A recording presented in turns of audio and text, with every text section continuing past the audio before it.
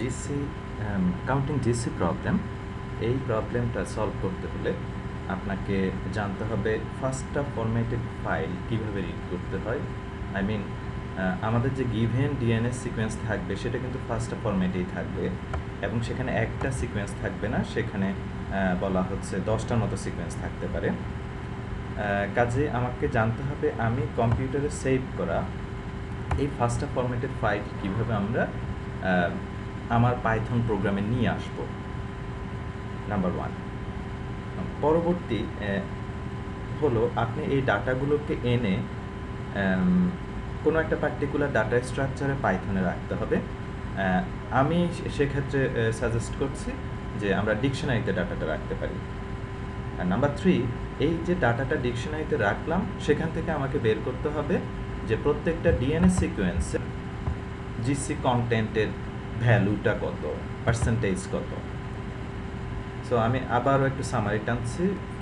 First ফরম্যাটের data আমার hard ড্রাইভে save করা আছে, আমি সেটা রিড করতে হবে। সেই ডাটাটুকু আমার পাইথনের কোনো একটা ডাটা স্ট্রাকচারে রাখতে হবে। এবং নাম্বার 3, প্রত্যেকটা ডিএনএর জন্য আমার জিসি কন্টেন্টের ভ্যালু, জিসি পার্সেন্টেজ বের করতে হবে। আর 4 নাম্বার যেটা, এখান থেকে ম্যাক্সিমামটা বের করে নিতে হবে। সো আমি ছোটো ছোটো ভাগে ভাগ করলাম। আমি এখন আপনাদের সাথে যেটা আলোচনা করব সেটা হলো যে পাইথনের মধ্যে আপনি কিভাবে ডিকশনারি ডাটা স্ট্রাকচারের সাথে কাজ করবেন পাইথন। সো আমি শুরু করছি। পাইথন শেলটা খুললাম, সেখানে নিউ উইন্ডোতে এসে ওকে আমি কিছু কোড লিখলাম, আমি একটু সেভ করে নিই।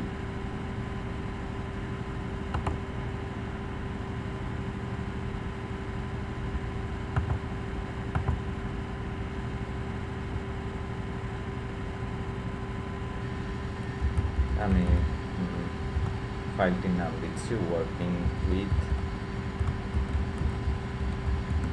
ডিকশনারি ডট পাই। ব্যাখ্যা করছি কোডটুকু।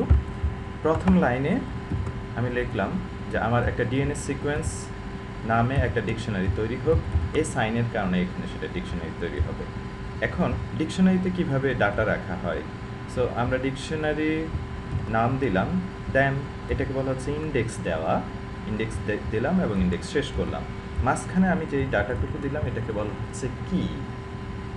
আমরা যদি আমাদের বাস্তব জীবনের ডিকশনারির সাথে এটার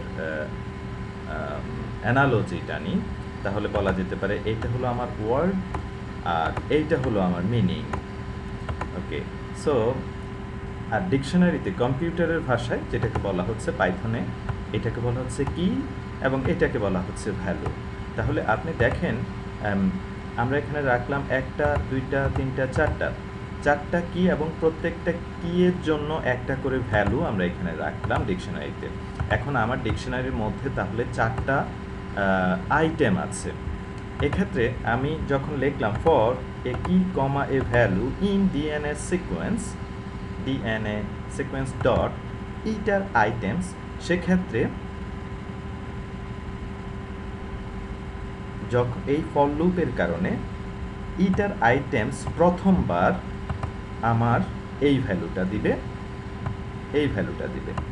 এবং এই এ কিয়ের ভেতর প্রথম যাবে ডিএনএ 001 এবং এ ভ্যালুর মধ্যে তখন প্রথমবার যাবে এই ডিএনএটুকু।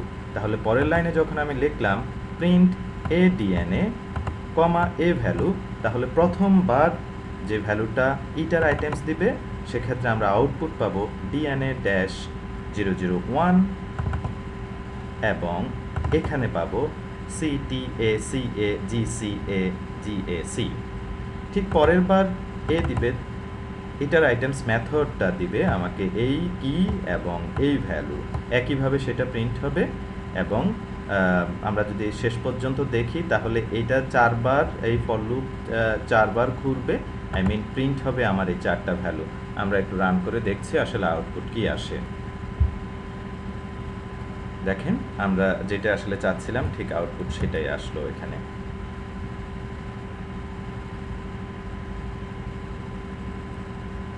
ওকে, এখানে একটা ব্যাপার লক্ষণীয়, সেটা হলো আপনি যদি কখনো এইভাবে লেখেন তাহলে পাইথন সঠিকভাবে কাজ করবে না।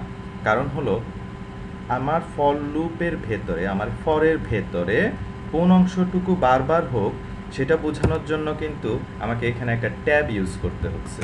যদি আমি ট্যাব ইউজ না করি তাহলে দেখেন এটার আউটপুটটা কি আসে। প্রোগ্রাম রান করছে না। কেন রান করছে না? কারণ হলো ফর লুপের ভেতরে যেহেতু ফর লুপটা ঘুরবে তার কোনো অ্যাক্টিভিটি কিন্তু আমি ডিফাইন করি নাই, কারণ এই লাইনটা ফর লুপ থেকে ঠিক বাহিরে চলে আসার মতো হয়ে গেল। সো অবশ্যই কোনো কন্ডিশনাল ইস্যু অথবা কোনো লুপিংয়ের ক্ষেত্রে আমাকে বলে দিতে হবে ট্যাব দিয়ে যে এটার প্রত্যেকবার এক্সিকিউশনের জন্য, রান করার জন্য এই লাইনটুকু কাজ করুক। ওকে, সো আমি আবারও রান করে আপনাদেরকে ডাটাটুকু দেখালাম।